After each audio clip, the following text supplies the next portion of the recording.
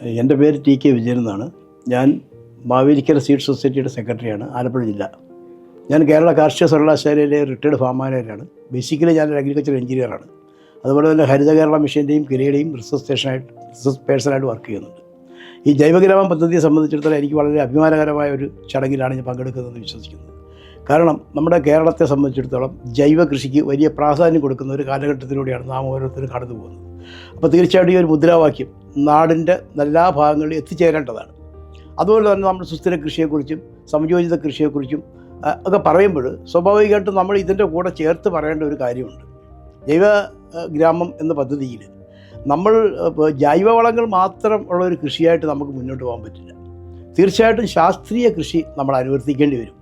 സ്വാഭാവികമായിട്ടും നമ്മൾ കൊടുക്കുന്ന ഓരോ വളങ്ങളും ഒരു ചെടിയും ഇപ്പോൾ നമ്മൾ വേപ്പിൻപിണ്ണാക്ക് കൊടുത്താൽ വേപ്പിൻപിണ്ണാക്കായിട്ട് എടുത്ത് കഴിക്കില്ല.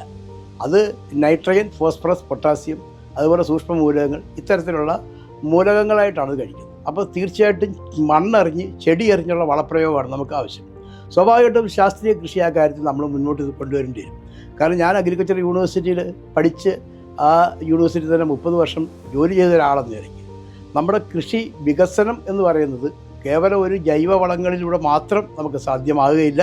തീർച്ചയായിട്ടും ശാസ്ത്രീയമായ രീതികളിലൂടെ നമ്മൾ അവലംബിക്കേണ്ടി വരും. അപ്പോൾ സ്വാഭാവികമായിട്ടും നമുക്ക് രാസവളങ്ങൾ വേണോ എന്ന് ചോദിച്ചാൽ രാസവളങ്ങൾ പരമാവധി ഒഴിവാക്കിക്കൊണ്ട് സംയോജിത വളപ്രയോഗമാണ് നമ്മൾ ഉദ്ദേശിക്കുന്നത്.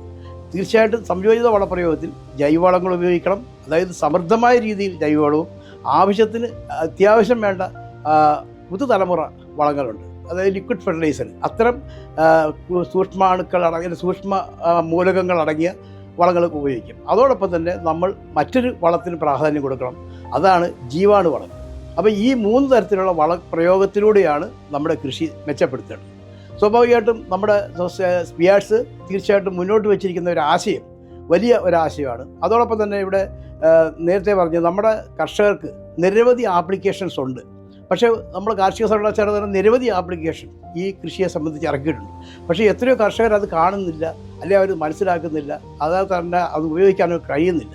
തീർച്ചയായിട്ടും നമ്മുടെ സ്പിയാർട്സ് ആ ഒരു ആശയം കൂടെ കൊണ്ടുവരുന്നുണ്ട്. നമ്മളൊരു പോർട്ടൽ തയ്യാറാക്കുമ്പോൾ നമ്മുടെ കർഷകരെ ഇതിലേക്ക് കൊണ്ടുവരാനും അവരെ ബോധവൽക്കരിക്കാനും അവർക്ക് ഈ കാര്യത്തിൽ സാമാന്യ വിദ്യാഭ്യാസം കൊടുക്കാനും കഴിയും. അതിനുള്ളൊരു സംവിധാനം നമുക്കുണ്ട്. കാരണം നമുക്ക് നമ്മുടെ ജില്ലാ തലത്തിലായാലും പഞ്ചായത്ത് തലത്തിലായാലും കോർഡിനേറ്റർമാരുണ്ട്, പ്രൊമോട്ടർമാരുണ്ട്, അതുപോലെ നമ്മുടെ ഉപഭോക്താക്കളുണ്ട്. ഇവർക്കെല്ലാം തന്നെ ഈ വിദ്യാഭ്യാസം, ഈ കാർഷിക വിദ്യാഭ്യാസം കൊടുക്കാനും അവരെയൊക്കെ ഈ പോർട്ടലിൽ കൊണ്ടുവരാനും നമ്മൾ ഉദ്ദേശിക്കുന്ന രീതിയിൽ ഈ പ്രവർത്തനങ്ങളെ ആകെ തന്നെ മുന്നോട്ട് കൊണ്ടുവരാനും കഴിയും. തീർച്ചയായിട്ടും നമ്മൾ വെച്ചിരിക്കുന്ന ഒരു ചുവടുവയ്പ് വലിയ മഹത്തരമായ ഒരു ചുവടുവയ്പ്പാണെന്ന് ഞാൻ വളരെ അഭിമാനപൂർവ്വം പറയുന്നു.